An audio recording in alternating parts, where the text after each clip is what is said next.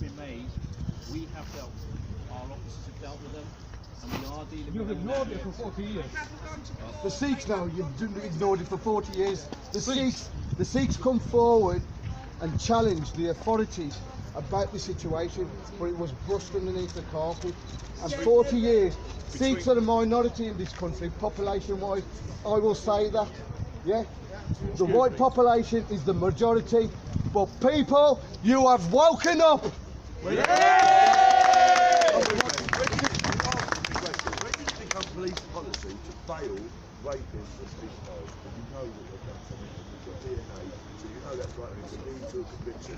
When did it become policy in this country for rapists to be bailed? You know and I know what the bail laws are. The first one is this person a risk to the public? Well, clearly, yes. Secondly, are there a flight risk? Are they going to run off? Quite possibly, yes as well. So when did you start, when did you get some kind of government direction that the police bail rapists and bail paedophiles? I can only talk for this particular police area to understand. Clearly, exactly 12 months ago today, there was new legislation brought in, which enabled us to, what we now do is release under investigation, which meant that people were not allowed to be kept on bail for significant periods of time.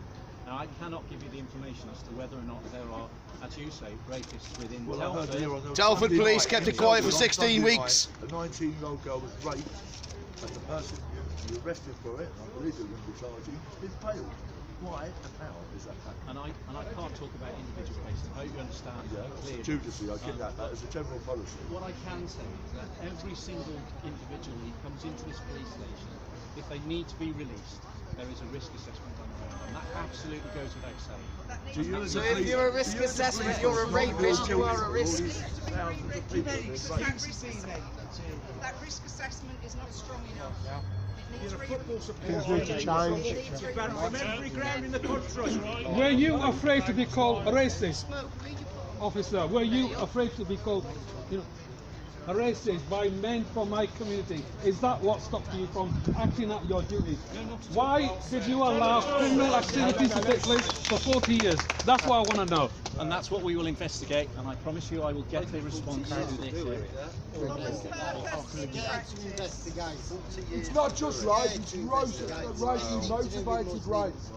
That's what it is. I will say to everybody, and I'm happy to send you all a copy of the letter, a lot of the things you're asking now are in that letter. Obviously Justin's question wasn't, but the majority of questions, they are in there. I've worded them not to be inflammatory, but there is a point in fact that between 2013, Operating Chalice identified 200 perpetrators. Muslim men from my community. Who came from one community. Not Asians. Muslim men from my community. Thank you, Carol. I can say it. I can say it. Yes, you can. Have you got daughters, officer? Do you have a government? Have you got daughters? Yeah. Kind of governmental direction that ties, is there some kind of governmental direction that ties the police hands and stops them being able to do what they should be doing? Are you being told something from above? No. Look, like the Barcelona Treaty, No, things like that. absolutely none whatsoever. And I can assure you that there is a team here, and there has always been a team here dealing with this type of crime. Is there enough in accordance, officers? and You have enough officers. there are enough officers dealing with this type of crime at this present time. And we also, and I appreciate you've been over to the council, we also work very closely with them. This particular local authority has one of the best ways of dealing with this type of crime, and it's been recognised. So we are continuing to work with them. How many officers have you got on the... Can I just, would you like, should we just do one more question if that's all One right? more question, officer. How many officers have you got under scrutiny? Scrutiny Committee, Doesn't want to hear off the in the Muslim. last 3 years there's been 711 cases. Doesn't want to hear. They decided to look at 304, but you made 0 arrests. Why was that? I don't know. I genuinely don't know why that is the case. Don't you think you need to know? I don't know. You should know. Does If anybody it know? is in there, then we will absolutely get you an answer. How can we know and you don't? Your nose is growing. Is there a There's an email address in there, yes. Very good. How many officers under scrutiny? That's his last question. Officer, how many officers have you got under scrutiny? How do you mean? Investigation. You have 40 officers at the moment under investigation. What will happen to those officers? Those officers who turn a blind eye.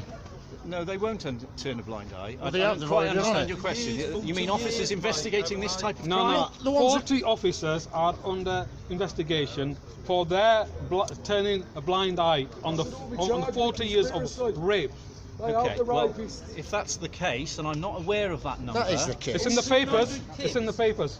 Okay, well then, if that is the case, then those individuals will be dealt with, and if anything is proven against them, then charges will be brought. That is what will happen with them. We will see. Is that okay? Thank you very much. Well, you judge for yourself. Is that man lying? Is he a coward? Yes, probably. Well done, guys.